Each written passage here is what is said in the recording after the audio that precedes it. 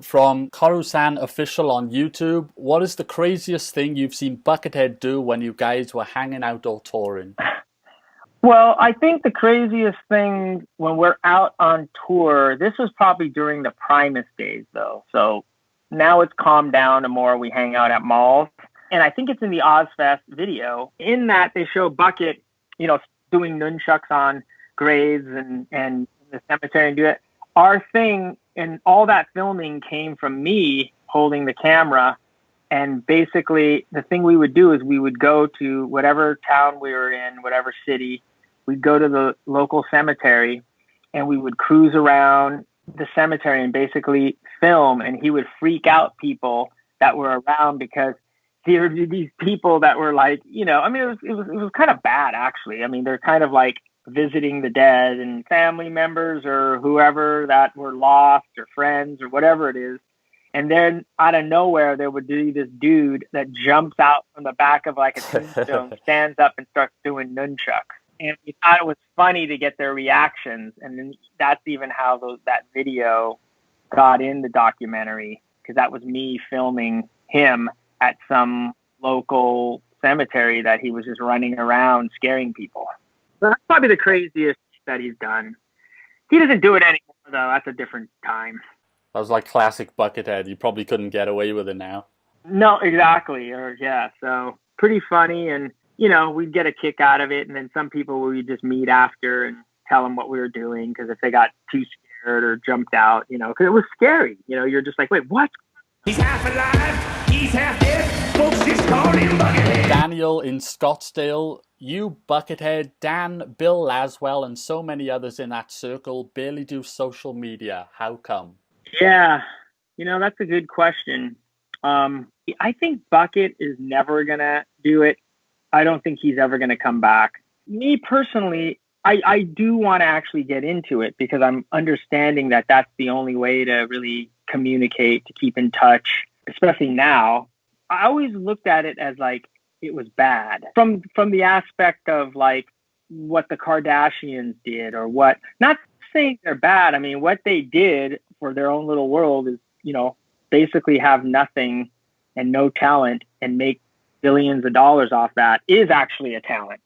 So, you know what I mean? But when I first looked at it, I kind of just thought, really, anybody can be a star, like anybody can just like start going on there and pretending they, by all these filters look good or just play for 15 seconds and you think they're great but by doing these podcasts, by, now starting this company and maybe doing some more social media. I have never had an Instagram and I'm getting an Instagram together. I hope whatever fans are out there will look out for it.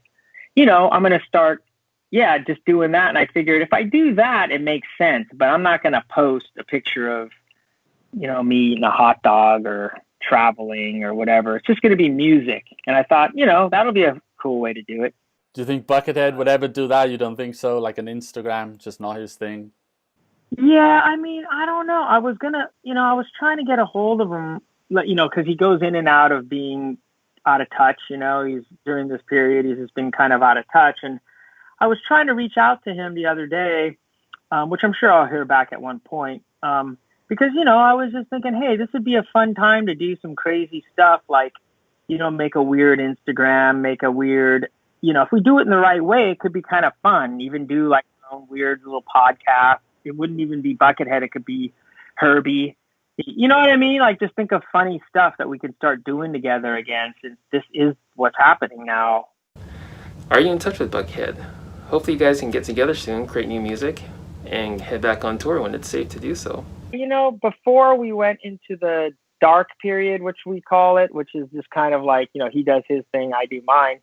I think he was thinking about wanting to do something again after he did his solo tour. And then we were hoping to probably do something, and then this whole thing came up anyway. I'm hoping we can do something. I mean, it's always a pleasure to play with him, and it's always like my favorite, it's like you only find, I was talking to like an old friend, and I was talking to her, and before I did this tour, this 2017 tour of Bucket, and I was just like, yeah, I haven't played drums in a while because I kind of got out of it and I'm really into this composing thing. But, I was just talking to her about any problems that could come, or should I do this, or should I, if I play drums again, is this, all this kind of stuff. I was just talking to her about all this kind of deep shit.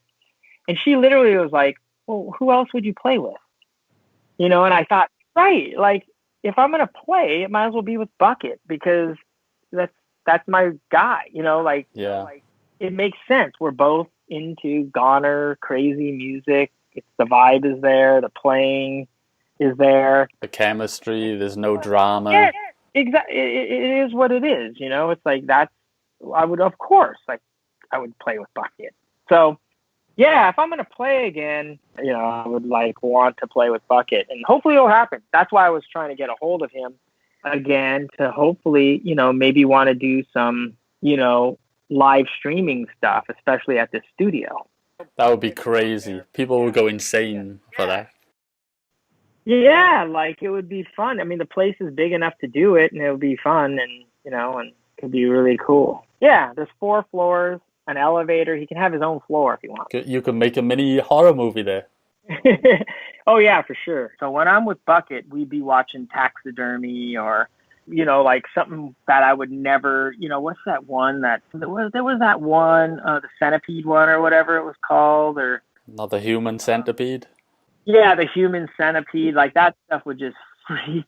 I mean, that was just so gone. And I watch him with Bucket because he's into him, but I think why we get along is because that's not my style.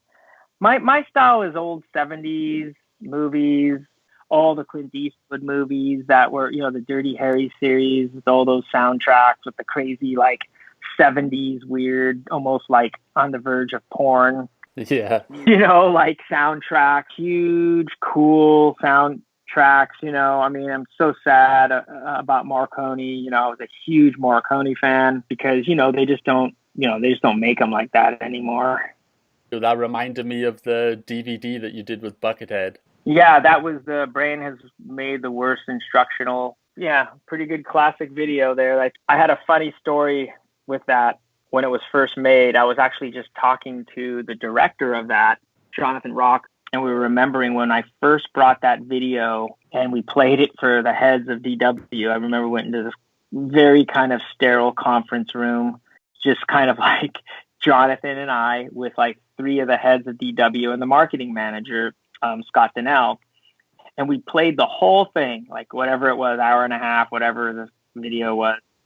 And at the end, it was complete silence.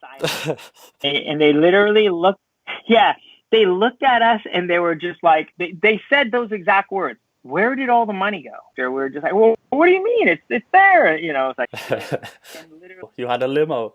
Yep. It was all that. It was from the limo thing. It was from all the stupid shit we did was the budget, and the rest was whatever. But hey, the people that love it, they love it. Yeah, I love it. Yeah, it's for the people that love it. They absolutely love it. And don't get me wrong though. There was a list of people that IM'd me about how they hated it and sent, however got or emailed me, whatever it was back then, and it was just dude, what the fuck is this? Why did you really? If they don't get it, they don't get it. Exactly. I wasn't worried. Okay, next one from Kyla Garcia on YouTube. Brain, we know you're an awesome drummer, but are you any good on guitar, and is Buckethead any good on drums? The answer to that is no. And I have never really seen Bucket. Les will jam on the drums and try to do something, but Bucket never does. He never does. He's not that kind of a guy. I've never actually ever seen him on a drum set. Next from Rohit Takuri on Facebook.